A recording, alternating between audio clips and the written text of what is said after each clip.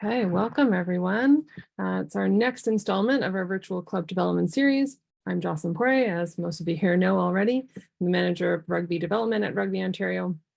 I'm really excited for our session tonight, getting into finances, marketing, and communications. And we've got some very experienced individuals who happen to know a thing or two about the rugby clubs in Ontario as well. So that's exciting for us to merge those two worlds.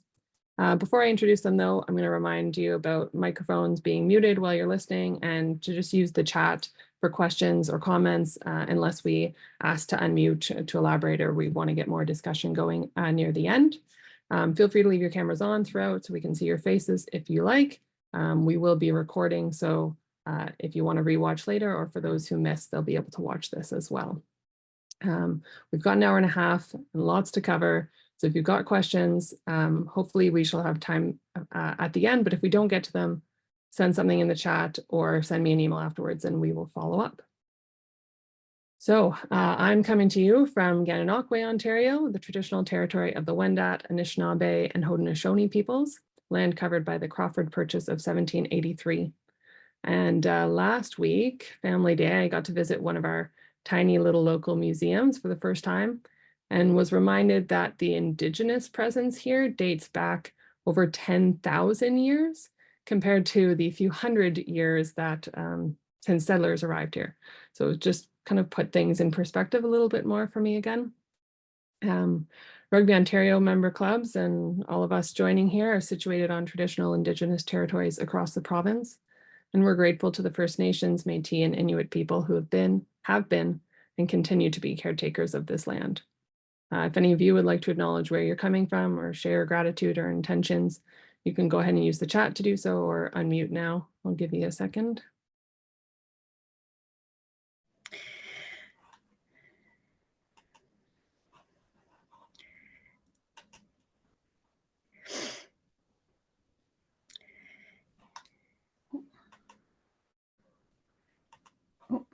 Barbara, you wanted to say something there? Yeah, I was just going to say that coming from Ottawa, which is the unceded territory of the Anishinaabe and Algonquin peoples. And I'm looking forward to this evening's session. Thanks. Thanks, Barb. So I've already introduced myself. Our Director of Rugby Operations, John Hyland, is hoping to join as well. He's got some little ones to get down, so he may be a little late. Our Club Development Intern, Justin, is here as well. Hi, Justin. Yeah, so again, behind the scenes, kind of helping to make all of this work for us. And then our speakers tonight are Ian Carter and Jillian Bowman, who is running a little bit late, but she's going second, so hopefully she'll be here just in time to join us to share. Ian is our current VP of Finance for the Eastern Ontario Rugby Union and the outgoing VP Planning for Barrhaven Scottish RFC. And outside of the rugby world, Ian has also served for 10 years as treasurer for the Ottawa Carleton Soccer League, which for context is almost half the population of our entire provincial membership in rugby. He also teaches energy and finance at Algonquin College. Jillian Bowman is a seasoned fractional chief marketing officer and co-founder at Athena CXO, with nearly 3 decades of marketing experience to her name. She specializes in brand development, go-to-market strategies, market positioning, digital marketing, and customer engagement, and brings a values-based and purpose-driven leadership style. Jillian also has a rugby connection, as she has been actively involved with her family with the Crusaders Rugby Club, and just last year served as their director of communications. So thank you and welcome to you, Ian, and Jillian when she gets here. And I'll hand it over to Ian to get us started.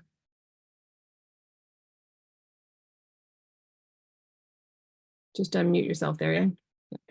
And so when we were meeting in preparation for this, in particular with Jillian, we talked through a couple of themes, and the two presentations are sort of meant to connect together to some extent. And I'm really the eat your vegetables phase of it. Jillian's got some really fascinating insights about how you can build a club's brand and connect to strategy and grow. And I think we've all seen how the Crusaders have executed that over the, well, really since 2018 when they started on it.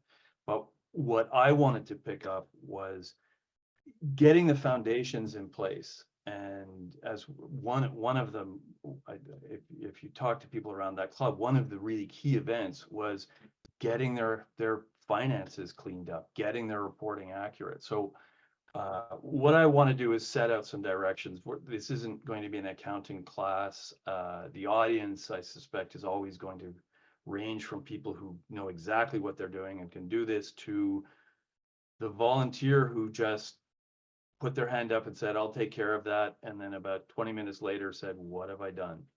So I want to speak on broad themes, but set out a direction that I think every club in the province should be thinking about heading towards, because fundamentally it is necessary to grow the game. And so what is going on? Sorry, I'm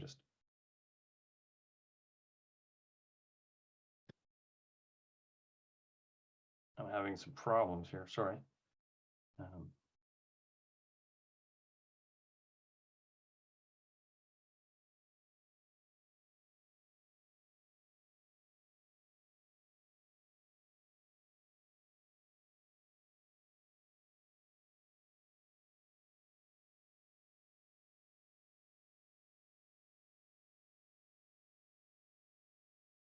All right, is that better?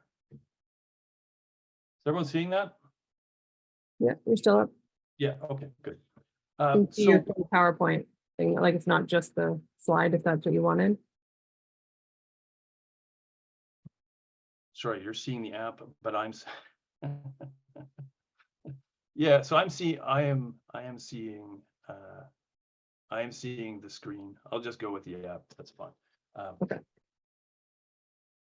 All right, so the theme that I settled on for mine was evolution, and the fact that as clubs grow, they have to develop certain disciplines to get to the next step. And broadly speaking, rugby clubs haven't done a particularly good job of that and have been sort of struggling, in particular against other sports. They're simply more successful, you know, soccer being the most obvious because it's a direct competitor for venues and space, and same summer grants.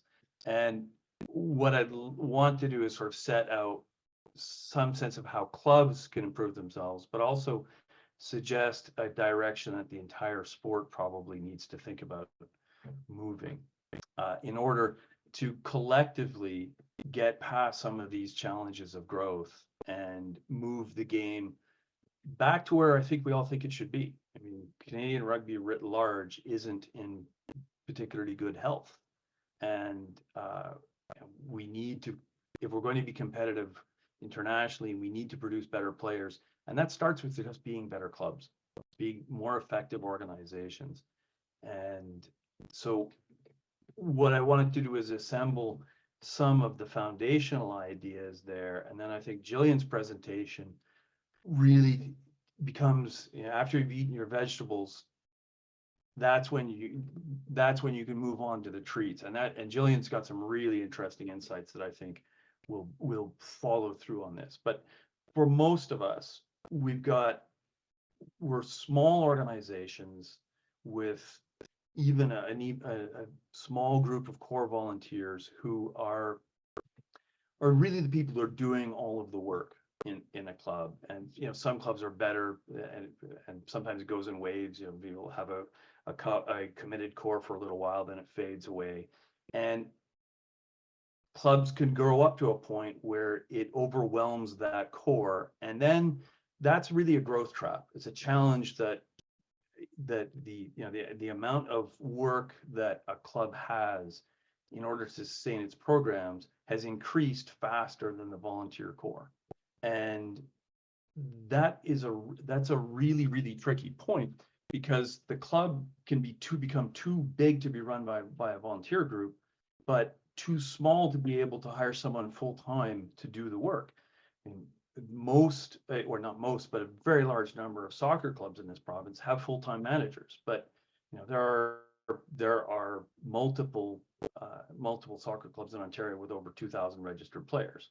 None of us are anywhere in that range. I mean, I think the Crusaders are the largest club in Ontario now, and they're not even 1,000. So we're not talking about big organizations here. So when you hit that stage when volunteers are overwhelmed, what's going to happen is it's a problem that fixes itself.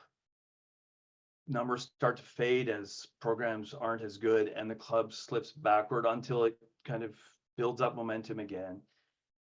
And that's that growth trap. That's where clubs get stuck. And it's not unique to rugby. It happens across all sports. And to punch through that, that's not something that's just going to happen. It takes some discipline and some planning by the organization to manage that transition. And one of the questions to ask is that what you actually want? I mean, it's completely viable to have a club that does not want to become that big club and just wants to deliver a core set of programs. Isn't that interested in growth? That can be part of the ecosystem as well. But I think there are a lot of clubs that do want to get bigger, develop better players, and compete. So getting to that first hire is a significant challenge. The funded summer student hires have a real appeal. Rugby Ontario is not doing those anymore. But the reality is that those young people can't take over a very large part of what the volunteer group has to be doing to drive the club ahead. And in particular, it's too late. I mean, I think all of you know, right now is the critical time. As we hit March, April, May, that's when we need to be marketing, doing the recruiting, getting registration done, all the planning. And most of that work is done by circa May. I mean, that's at that point you're turning it over to the coaches, and there's lots of ongoing work, but the critical period for a club is right now, these 3 months. And summer student hires just don't contribute to that. So the result is a boom bust cycle, which goes on, very often goes directly to the motivation and the quality of the core volunteer group, who you've got, what their talents are. And a family aging out can completely change a small club. And so you hear that cliche, well, rugby is cyclical, but I think it's important to understand what is going on. How is that happening? Why? And I think it's really that clubs hitting that point where they hit those new challenges, maybe don't identify them and don't overcome them. So they fail to evolve and slip backwards. And then, a few years later, they might hit those challenges. And sometimes some will figure out a way through how to solve some of them, but most of us aren't actually approaching that stage with a real strategy.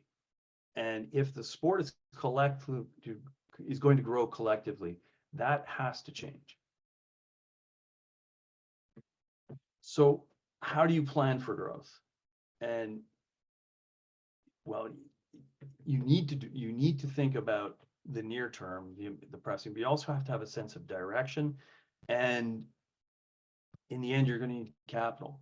And hoping for sponsors or donors with deep pockets isn't really a plan. I would suspect that all of the rugby clubs in Ontario are likely not-profits if they're incorporated at all.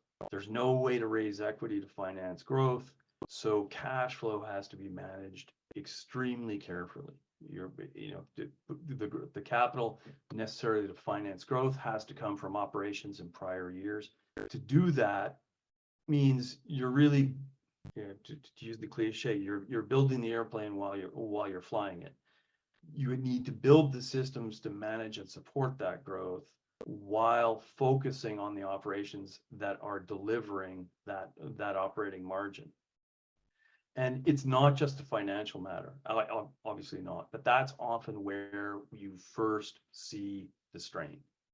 If you've got if the financial reporting is good enough, you can start seeing in things like statements of cash flow.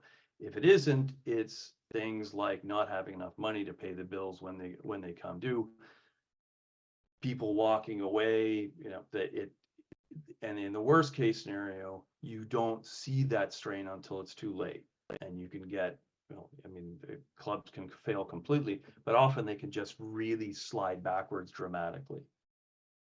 So the question then becomes, what do you do? How do you avoid that? How do you build out? How do you set on this path that I would argue, I would say that the Crusaders have managed in significant measure to do exactly that. Task one is understanding your cash flow. A growing club is going to need cash to grow. It will be using cash more aggressively than it's generating it. New equipment, new uniforms, lots of different demands on resources. And we're all quite familiar with the fact that our revenue is heavily concentrated right now. You open up registration in January, February, March, cash flow comes in, we start to incur some expenses in about the same time. But when we hit November, it's like crossing a desert. And one of the challenges that in the Scottish that we've really seen is the expense cycle is longer. And as we've been expanding our indoor programming, we're tying up cash in winter and spring dome time, some of which, at least deposits, have to be paid well in advance. And so working capital is a critical problem. And if you can't raise equity, then where does it come from? So you're facing all sorts of compromise. So the first step really has to be actually understanding your cash flow, managing it very carefully, particularly in this period, and thinking about that problem set. Now, one of the frequent solutions for that, and they are solutions, but there are pitfalls here, is to look at different revenue streams, to diversify. And events can be a good opportunity for that, but you start allocating all sorts of volunteer time to the events instead of core programming, getting away from the fundamental quality of what you're offering. And if you've got this finite volunteer pool, you're spreading it even further, and sometimes towards things that don't really connect to shared priorities. Merchandising, again, it can be a real opportunity, but it can also be a massive cost in terms of volunteer time, which is usually scarce. And at some point, volunteers end up wondering, well, this is becoming like a job. Why am I doing it? Why am I motivated? Sponsorship. And this is where I think Jillian will have some really interesting things to say. Most of us have a sponsorship model that is fundamentally predicated on monetizing goodwill. Old members, past players, alumni, just basically trying to capitalize that. We don't have a disciplined way to present the sponsorship value. This is what our profile is worth. This is what we're bringing you. And I'm not going to go too far down that, because Jillian really has an enormous amount, and being able to present a value proposition. So task 2 is budgeting. It is absolutely critical to develop an accurate understanding of program costs and revenues, correctly allocate them, and understand where a club is actually generating margin, and make sure that aligns with where they want to be generating margin. If there's a strategy, is that program meant to be the cash cow? And getting out of the when we can afford it mode. You can't spend on equipment, and especially not marketing, with what's left over at the end of your year as a surplus.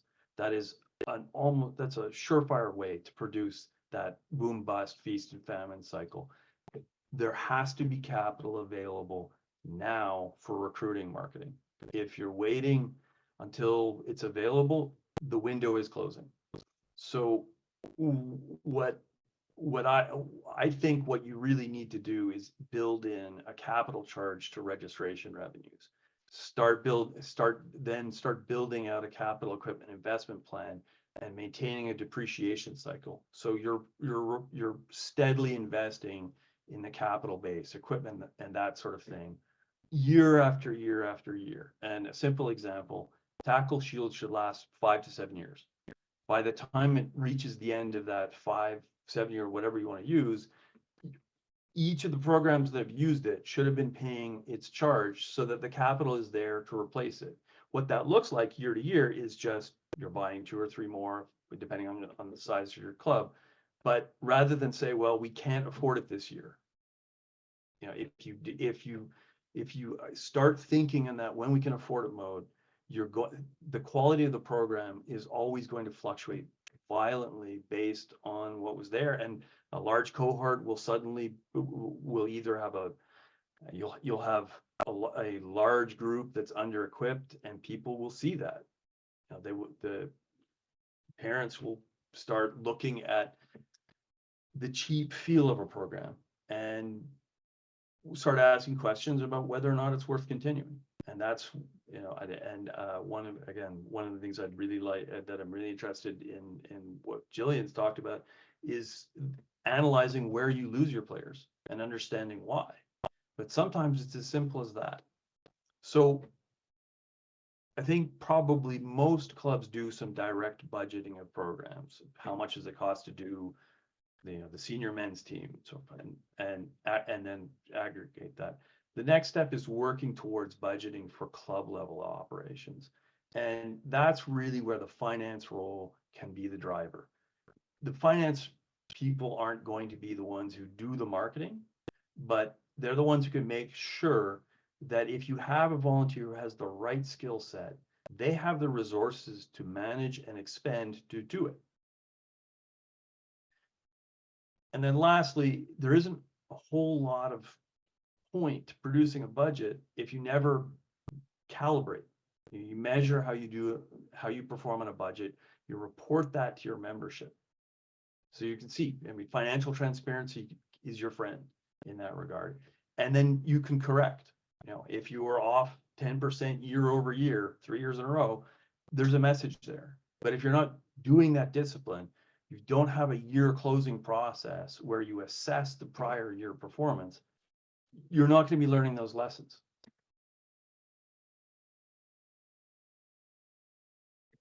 So task 3. So at this point, we're running a budget, we're predicting cash flow, we're measuring performance. Ideally, we've got some merchandise revenue, event revenue, sponsorships, and we're growing, but costs are rising too. We've got yearly depreciation of equipment and a capital expenditure plan. And at the Scottish, we've had the good fortune to have 2 very well qualified finance people in a row who have between the 2 of them, they've completely transformed the financial reporting in the club. And I don't know, but our accounting system at one point did look something like a cardboard box full of receipts. And I had a conversation with our finance VP at the time, and this was 2 years ago, about putting in place an accounting system. And she was concerned about that because of the complexity of it. But the complexity is there. You know, you're at this point, we have to predict revenue, we've got to manage cash flow, we've got to maintain assets, and we need to produce financial statements, and we need to do them for internal purposes, but there are increasing external requirements. if you want to win, when you file an application for a grant, you need financial statements. And so, and then the last thing that really has landed on rugby in Ontario in the last 2 years, even though it's been there for a decade, is HST. HST reporting on registration revenue, programs, events, merchandise, all of it. You got to be able to do it. And the reality is first time filers are audited about half the time. If you're not prepared for that audit, it's not going to be fun. I've, in my professional capacity, I've done multiple HST because I worked for a company that exported. We claimed a lot of the tax credits back and got refunds. And as soon as you're asking the Canada Revenue Agency to give you the money, they come with questions why. And if you have a large youth program, you will have a large stream of ITCs with no matching collection, and you will probably have a refund. And so again, you can expect a first year audit. Once they know that you've got a viable system, it'll go away, because in the end, as long as there's a not-profit there and everyone's acting in good faith, there's no gold in the hills there for Canada Revenue. They're just hunting outright evasion. Unfortunately, that's more or less what rugby has been doing in the last 7 years. So the conversation I had was, should you use accounting software? And it's complex, it can be daunting, and it can make the treasurer role seem very, very challenging. But you really have to think, and the conversation I had was, what does this look like when you go away?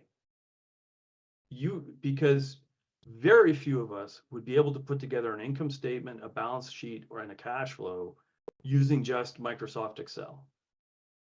That's university level accounting homework, and very few people could do it. But you can train people how to do the bookkeeping of an accounting system. So I think it's actually quite critical if you have people who are capable of putting the proper process in place, that you embed it, you lock it, institutionalize it in a system. And the most obvious way of doing that is accounting software, because that can make most of the work something that relatively little training can provide. It can make most volunteers capable of.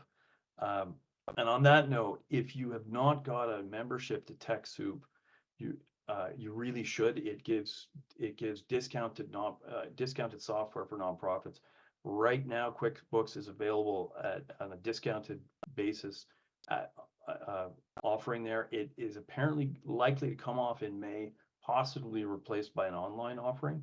But so this isn't going to take a huge expenditure, less than $100, and you can have the tool to get started on it. And associated with that, there's online training through TechSoup.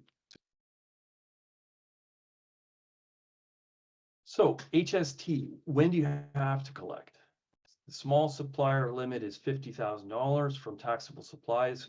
Any taxable supply of goods and service that is under 14 is exempt.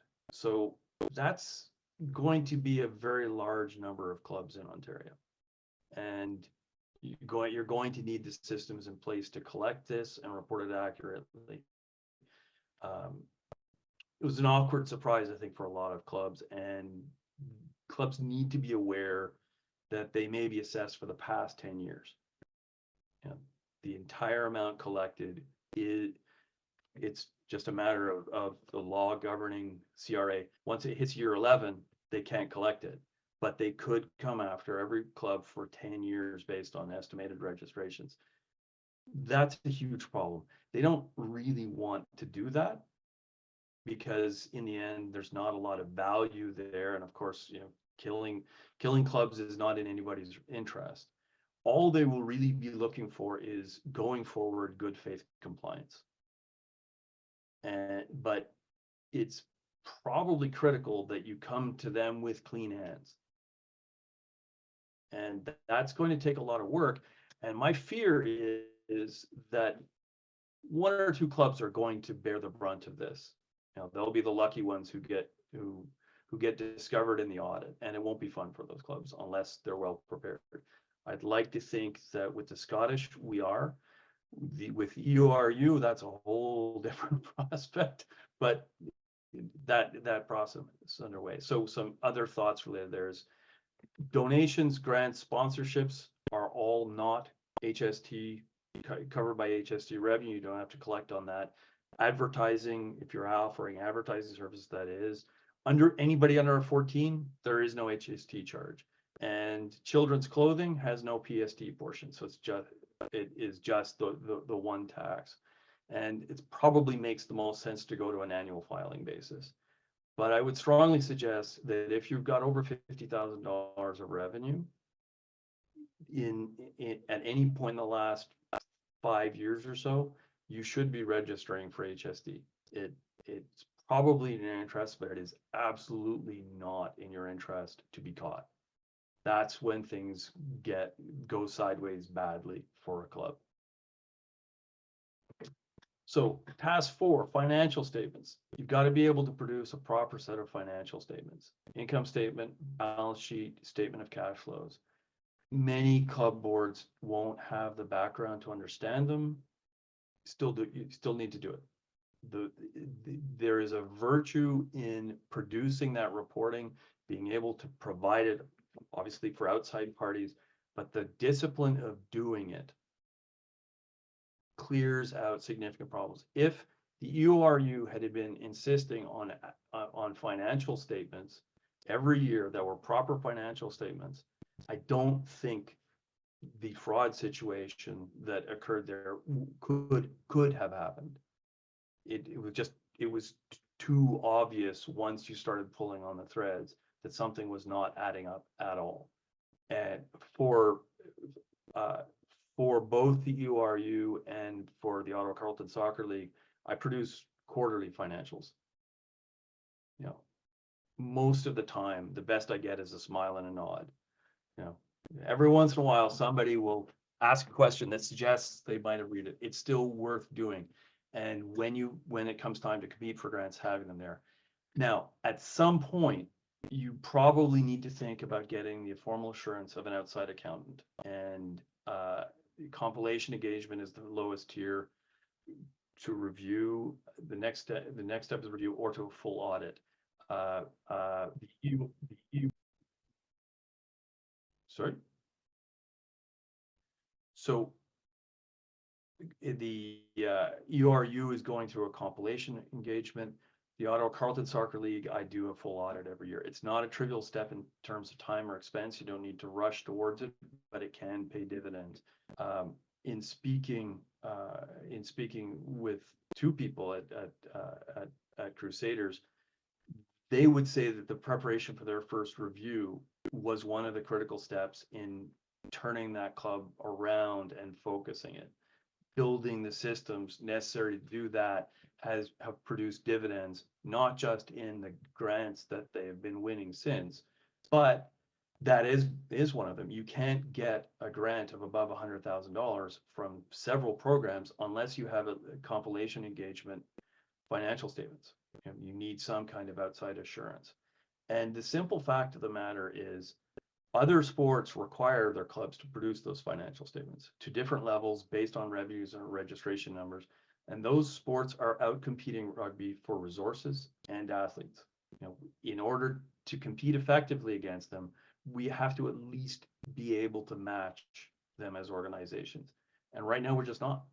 And so one of the proposals that I'm putting to the EORU board is to phase in a similar requirement for EORU clubs, but with a higher bar for each club. This is the Ontario soccer requirement. It is audit at $150,000 of revenue or 1,000 players, review in the 500 to 1,000 or the 100,000 to 150,000 revenue, compilation in the 10 to 100,000, and that's too low. At $10,000, spending $1,500, $2,000 on accounting is crippling.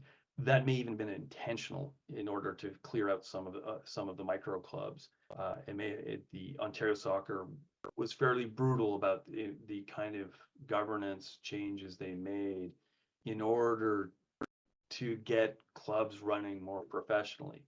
I don't think rugby can go this far. I don't think it should. I don't think it's a good expenditure of resources.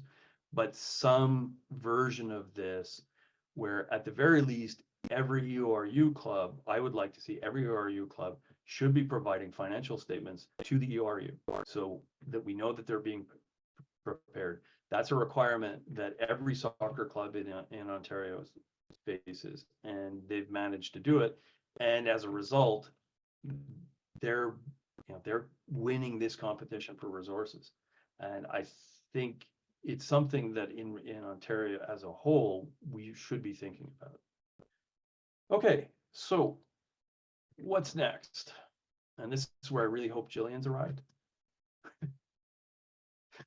Strategic planning, not just financial, but financial is a critical part of it. What are we trying to do? What are the goals of the club? And that's a challenging conversation because different groups can have very different ideas what the club should be doing, what the club's about, what it's there for. But those internal tensions are already there. If you don't address and resolve them, that's part of the boom and bust cycle. Part of the bust is what people just disengaging when their priorities are not being addressed. The volunteer who was everywhere last year providing all sorts of resources, just a little bit too busy this year, doesn't show up anymore. And that's part of your bust. So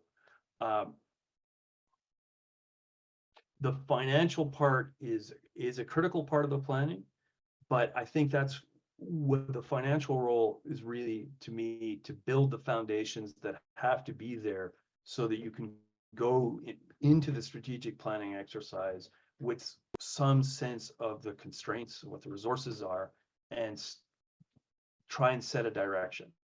And then that's really where I think some of the themes that Jillian will be speaking to start to engage. So this is sort of the handover point. Well, thanks, Ian. Unfortunately, we have not been able to reach Jillian. I know she was really excited to be here, so I'm hoping that everything is okay on her end. But maybe what we'll do is we'll just open the floor up to questions for Ian. We can have a bit of a chat from the financial side. Ian, if there's anything that you wanted to elaborate on before we get into that, or as we get into some discussion, we'll do that. And then we may not need our full hour and a half then. We'll see.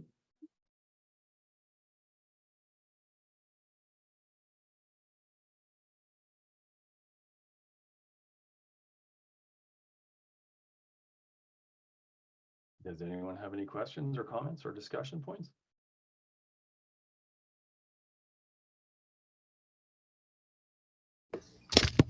Okay, well, I put a question in the chat, so I might as well chime in. Sorry, I had my camera off because my kids were in the background, so it was a bit distracting for everyone.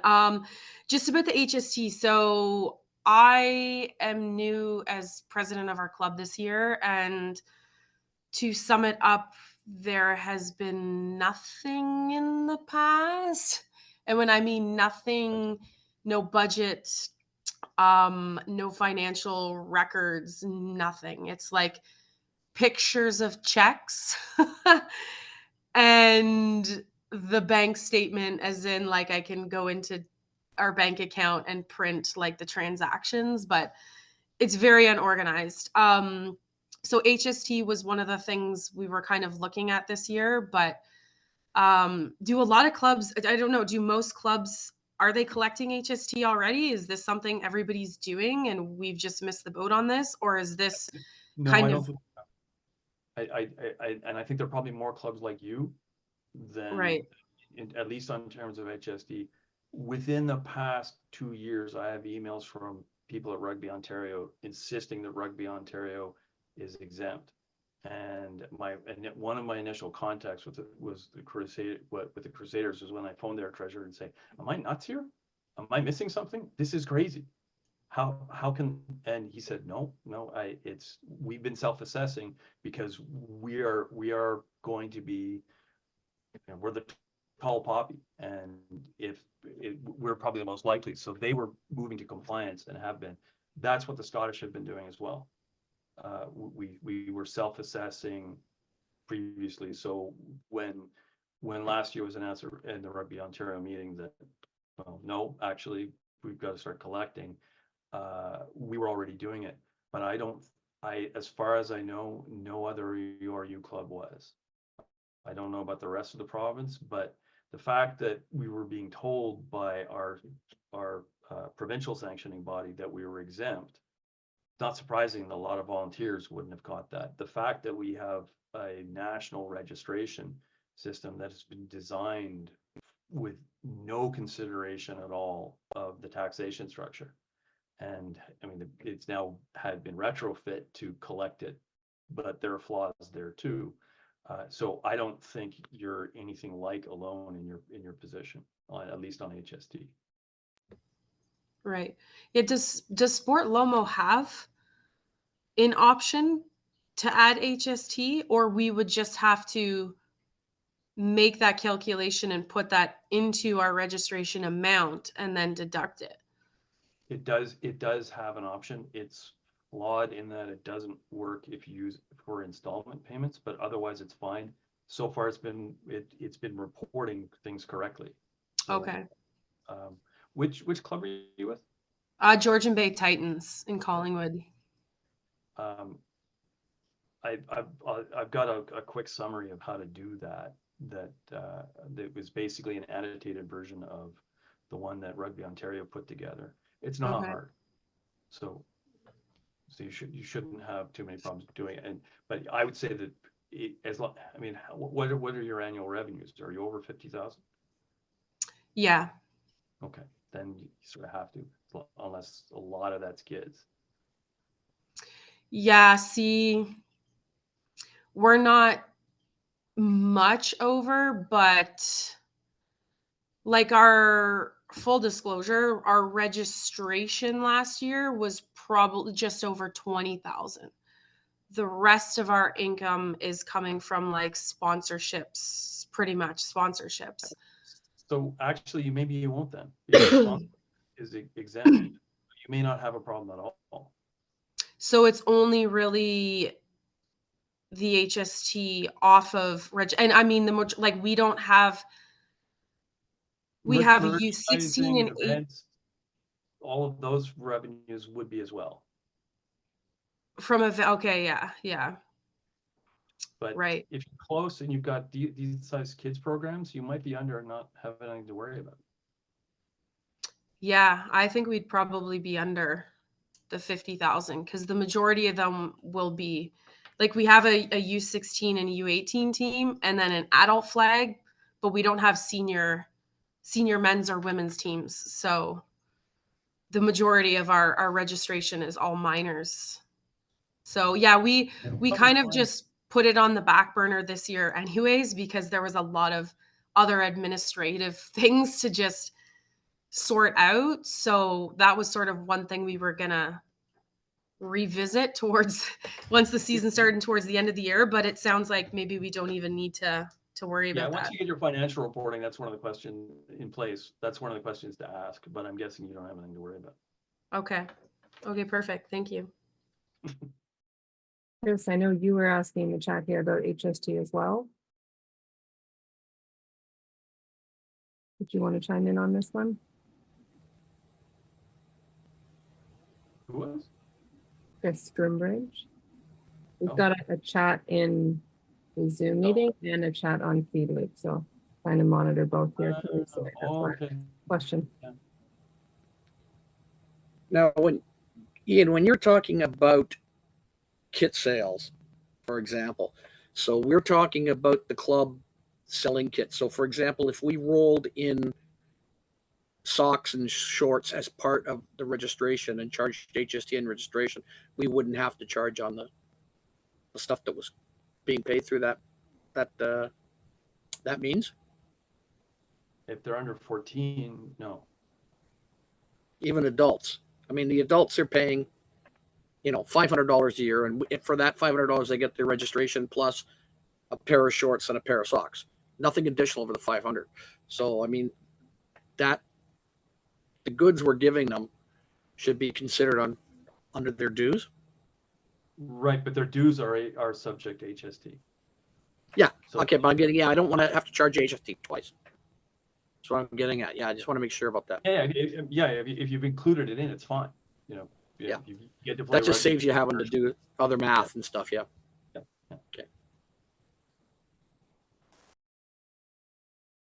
This is not nearly as cool as I thought it would be with Jillian contributing, but you know, it's probably useful to help clubs sort of get oriented. We're reaching the eat the vegetables question more than I was hoping. Yeah, definitely to eat the vegetables piece, but that's okay. It's important that we all know how to eat our vegetables, right? Maybe before we have dessert. Chris asked, how does a club ask Sport Lomo to detail the HST? Sort of to detail. Could Yeah, you so expand on that, Chris? how do you get that report from Sport Lomo? I think he's wondering.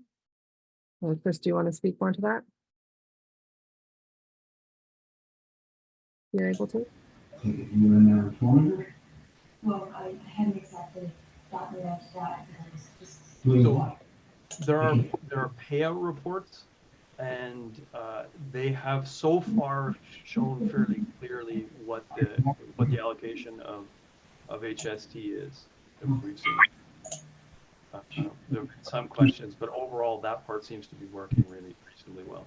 You know, it's So it's just a matter of looking at the different payout reports, and it'll identify the HST contribution. Trevor, you're unmuted there. Did you have a question? Yeah, sorry, I was just trying to find it on, try and get a good example on Sport Lomo.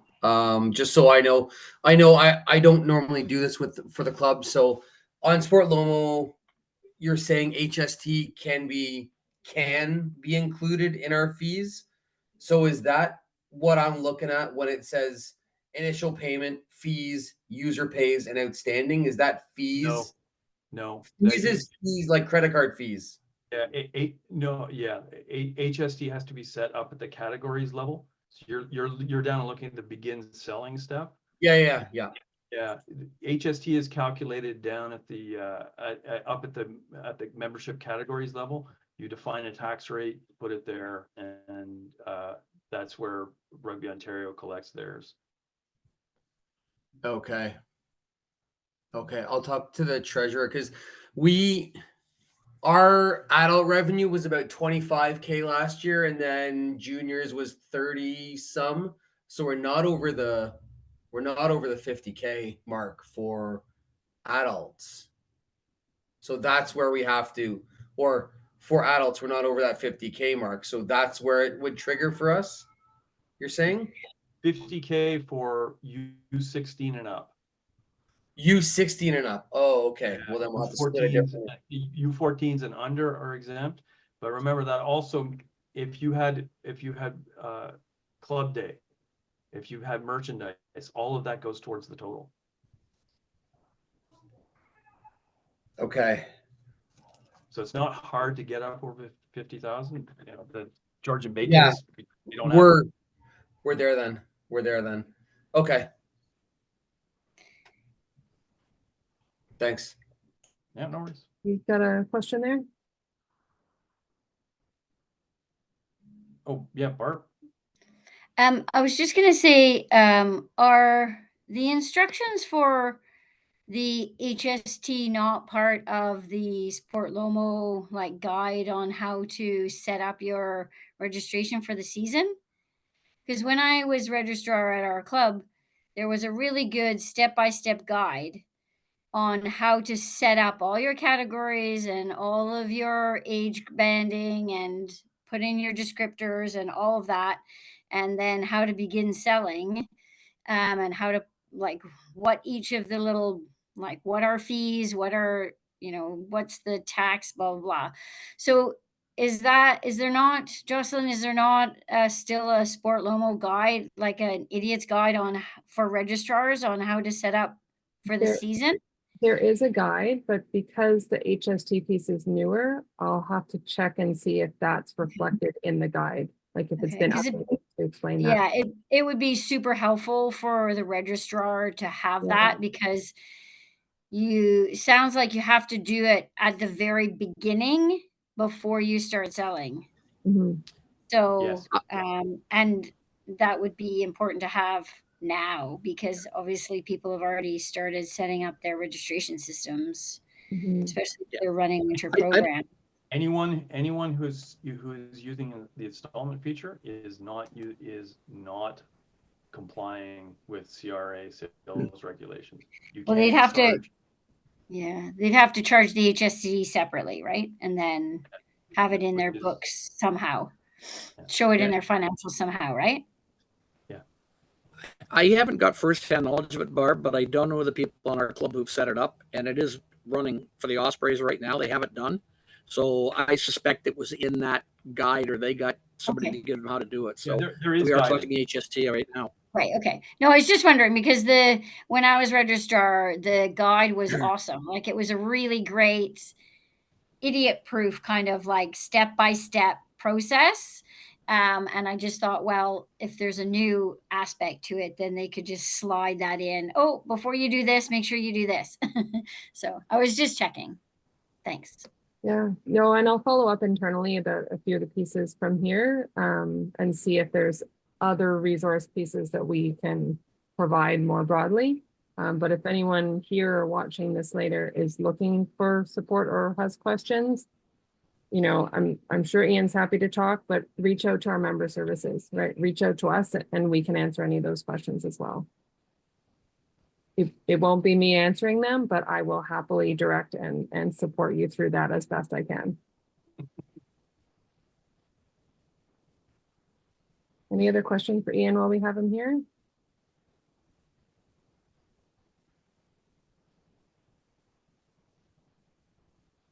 Going once. And twice.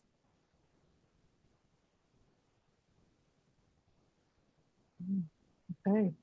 Well, no, Jillian, unfortunately, I know we were excited for the dessert portion of this meal together, shall we say, but we'll follow up with Jillian and see, maybe we'll be able to reschedule that one, have a little rain check of the marketing communications piece, because it does build really nicely on here in terms of how you can use that from a financial perspective as well. And it'll lead us really nicely into some of the strategic planning that we're hoping to get more into in the fall, so that we're looking for that for next year. Otherwise, stay tuned for more on our next session and next speakers, but we're aiming for 3 weeks again. It should be March 18th. We'll have more details out around what that'll look like to you shortly. And I'll give you back 30 minutes of your evening or of your time if you're watching the recording. So thank you all for joining us, and thank you, Ian, for sharing. Even if it is the more boring part, it's the really important part. So we really do appreciate it. Yeah, thank you to everyone.